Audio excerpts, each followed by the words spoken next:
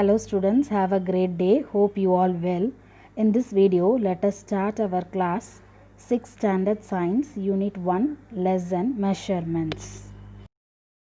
In this session, we are going to discuss about the need for measurement in our life and also to define the terms like length, mass, time and volume, able to evaluate the values of some physical quantities in terms of their units and subunits, and also to identify zero error and parallax error, and also identify how to measure the volume of solids and liquids, and also able to know how to construct their own measuring tools using some models.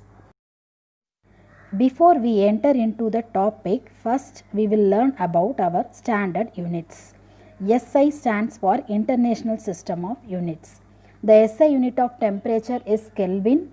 The SI unit of distance is meter. The SI unit of electric current is ampere. The SI unit of time is second. The SI unit of amount of substance is mole. The SI unit of mass is kilogram, and the SI unit of intensity of light is candela. Let's see an introduction to measurements. We have already heard about the words like weight, kilogram, liters, milliliters, kilometer, length, distance, etc. In this chapter, let's have a deeper look at length, weight, volume and time and the necessity to measure them. Next, we'll see the definition of measurement. The comparison of unknown quantities with some known quantities is known as measurement. The measurement of quantity has two parts, a number and its unit.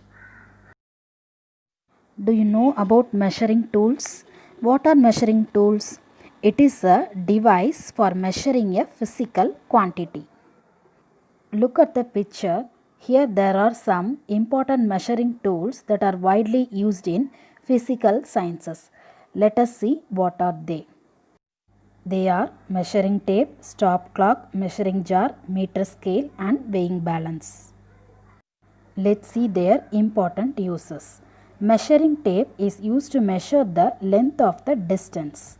Stop clock is used to measure the accurate time of the activity. Measuring jar is used to measure the volume of the liquid.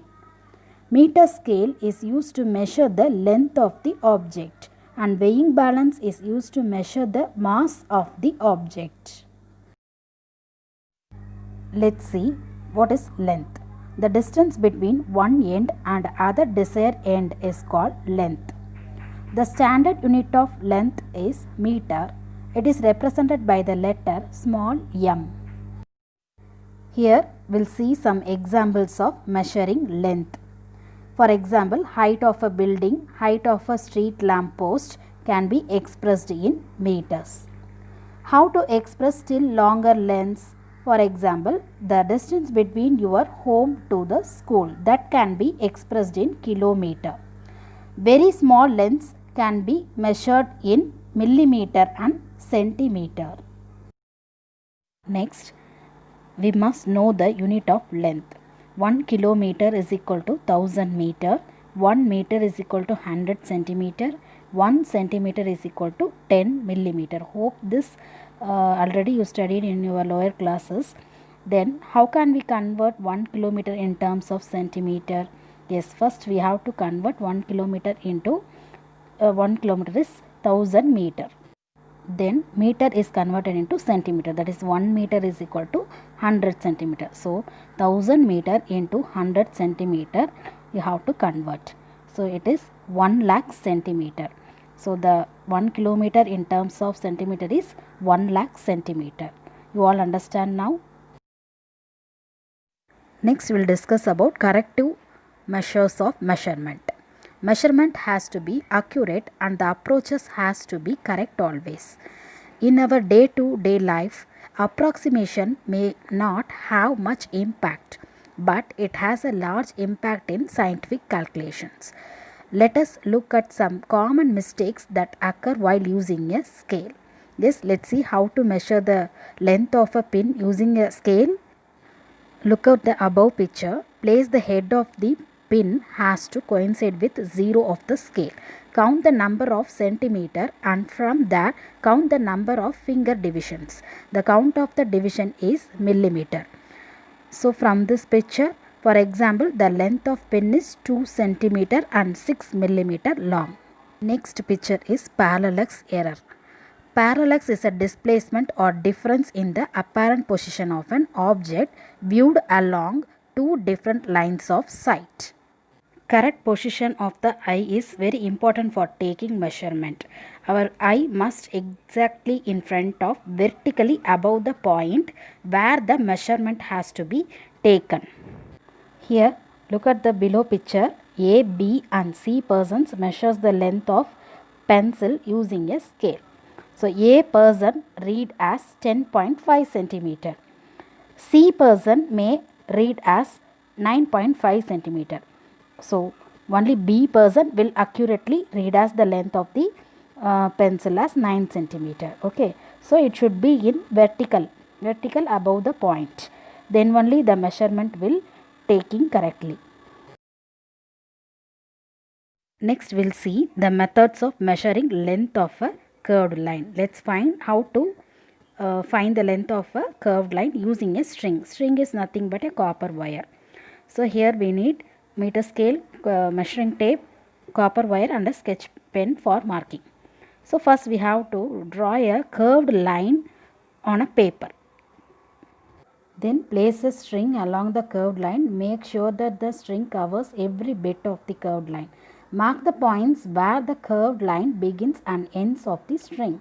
Now stretch the string along the length of a meter scale and measure the distance between the two markings of the string. Note it. This will give the length of a curved line. So in this way we can also find the length of a banana also. Next we'll move on to the topic volume. So in this first we have to see volume of solids. How to measure the volume in solids.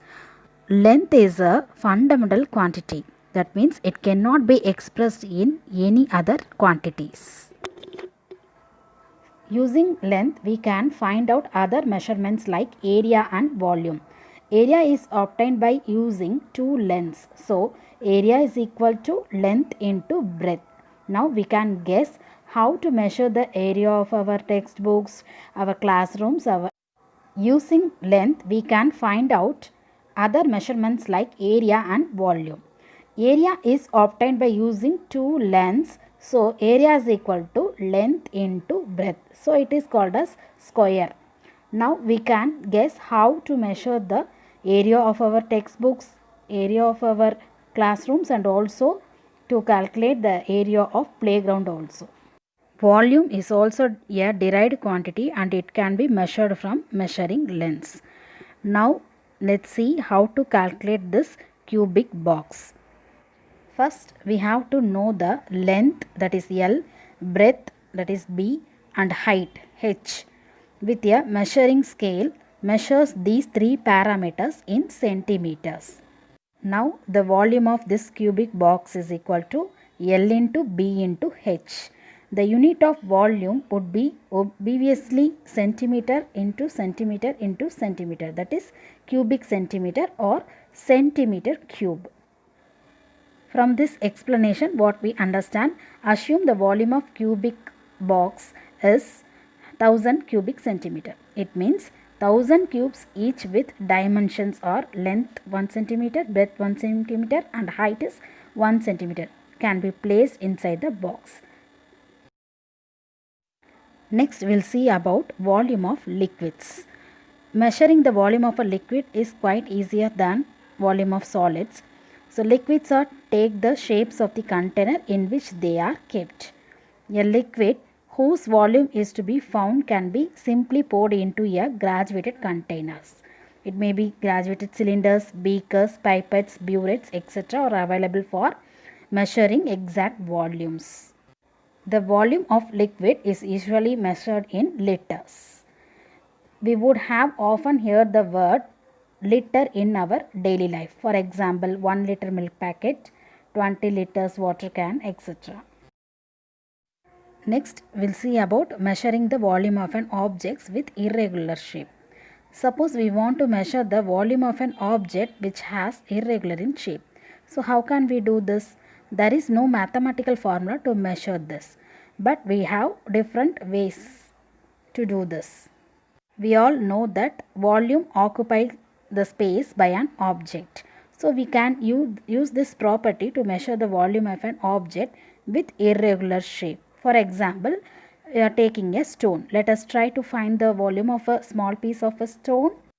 Take a measuring jar and fill enough water to a certain level and mark it as 15 ml. Tie the stone with a piece of fine thread and immerse the stone completely into the water. As the stone is immersed, we can observe that water level increases. Yes, because the stone displaces the water to occupy the space inside the measuring cylinder. How much water will be displaced? It would be equal to the space taken up by the stone. So the amount of water displaced will be the volume of the stone. So this method is called water displacement method. See the calculation part. Initially the water level was 50 ml. After we immerse a stone, the water level rises to 75 ml. So what is the volume water displaced? Volume of the water displaced is 75 ml minus 50 ml is equal to 25 ml. So 1 ml is equal to 1 cubic centimeter. Therefore 25 ml is equal to 25 centimeter cube. The volume of stone is now 25 centimeter cube. Next one is volume of gas. We can also measure the volume of gases. Gases expand to fill the container into which they are placed. When you compress a gas, you can make the same gas to occupy lesser space. Our best example is LPG gas cylinder. Next, the SI unit of volume of solid is cubic meter. Liquids and gases are usually measured in liters, but also can be measured in meter cube or cubic meter. 1 meter cube is equal to 1 kiloliter. 1 centimeter cube is equal to 1 milliliter. 1 millimeter cube is equal to 1 microliter. Next, we'll see about mass and weight. Mass is the measure of the amount of matter in an object, but weight is the gravitational pull experienced by the mass. Take a sheet of paper in one hand and a book on another hand. So which hand feels the heaviness? Yes, the mass of the book is more than that of a single sheet of paper. So the pull on the book is more than that of paper. Hence our hand has to give more force to hold a book than a paper. Okay. The SI unit of mass is kilogram. It is represented by the letter kg. 1000 milligram is equal to 1 gram. 1000 gram is equal to 1 kilogram. 1000 kilogram is equal to 1 ton. Already we know that. Next we'll move on to beam balance. We use beam balance to measure the mass. A beam balance works by comparing the mass of an object to that of known mass. It is also called as standard mass. Next we move on to electronic balance. An electronic balance is a device used to find accurate measurements of weight. It is used very commonly in laboratories for weighing chemicals to ensure a precise measurement of those chemicals for use in various experiments. These balances nowadays may also be used to weigh the food, other grocery items as well as in jewelry shops. Next we'll see about time. Day changes into night, night changes into day. Seasons also changes. So how do we measure the passage of time? In early days, people use sand clock and sundial to measure the passage of time during the day. The shadow cast by a stick can be used to estimate time also. Vessels with a small hole for computing time. These are rough methods for counting passage of time. We can use electronic clock, stopwatch and other instruments to count even smaller durations of time. We know that the unit of time is seconds. Now we are in end of our lesson. The last topic is fast facts. Here, an odometer is a device used for indicating distance traveled by an automobile. For example, a bike. A metric system or standard set of units was first created by the French in 1790. A ruler or scale used nowadays to measure length was invented by a William Bedwell in 16th century. A standard metal rod made of an alloy of platinum and iridium is placed at the Bureau of Weights and Measures in Paris. National Physical Laboratory in Delhi has a copy of this meter rod. 1 kilogram is equal to the mass of a certain bar of platinum iridium alloy that has been kept since 1889 at the International Bureau of Weights and Measures in Sèvres, France. Hope you all understand the lesson measurement. Do the evaluation part by yourself. Thank you, students.